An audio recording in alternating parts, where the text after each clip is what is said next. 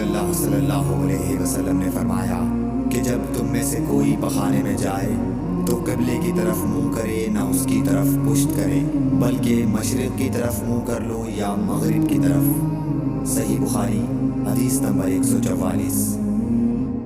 لوگ کہتے تھے کہ جب قضاء حاجت کے لیے بیٹھو تو نہ قبلے کی طرف منہ کرو نہ بیت المقدس کی طرف۔ یہ سن کر عبداللہ بن عمر رضی اللہ تعالیٰ عنہ نے فرمایا کہ ایک دن میں اپنے گھر کی چھت پر چڑھا تو میں نے حضرت صلی اللہ علیہ وسلم کو دیکھا کہ آپ بیت المقدس کی طرف منہ کر کے 2 اینٹوں پر قضاء حاجت کے لیے بیٹھے ہیں۔ پھر عبداللہ بن عمر رضی اللہ عنہ نے واضح سے کہا کہ شاید تم ان لوگوں میں سے ہو جو اپنے جوتڑوں کے بل نماز پڑھتے ہیں۔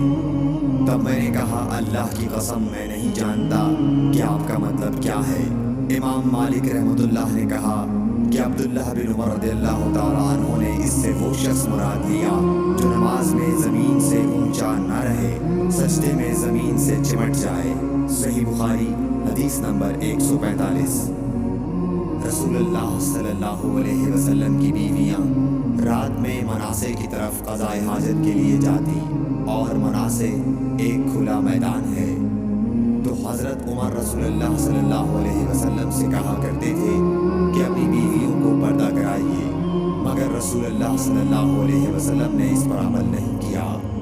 ایک روز رات کو عشاء کے وقت حضرت سودا بنت زمعہ رسول اللہ صلی اللہ علیہ وسلم کی اہلیہ جو دراز قد عورت تھی باہر گئی۔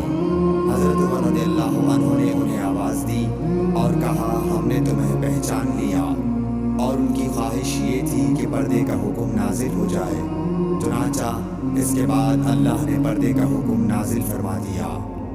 صحیح بخاری حدیث نمبر 146۔ آپ صلی اللہ علیہ وسلم نے اپنی بیویوں سے فرمایا کہ تمہیں قضاء حاجت کے لیے باہر نکلنے کی اجازت ہے۔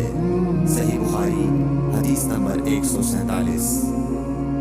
عبداللہ بن عمر رضی اللہ تعالیٰ عنہ فرماتے ہیں کہ ایک دن میں اپنی بہن اور رسول اللہ صلی اللہ علیہ وسلم کی اہلیہ محترمہ حفصہ کے مکان کی چھت پر اپنی کسی ضرورت سے چڑھا تو مجھے رسول اللہ صلی اللہ علیہ وسلم قضاء حاجت کرتے وقت قبلے کی طرف پشت اور شام کی طرف منہ کیے ہوئے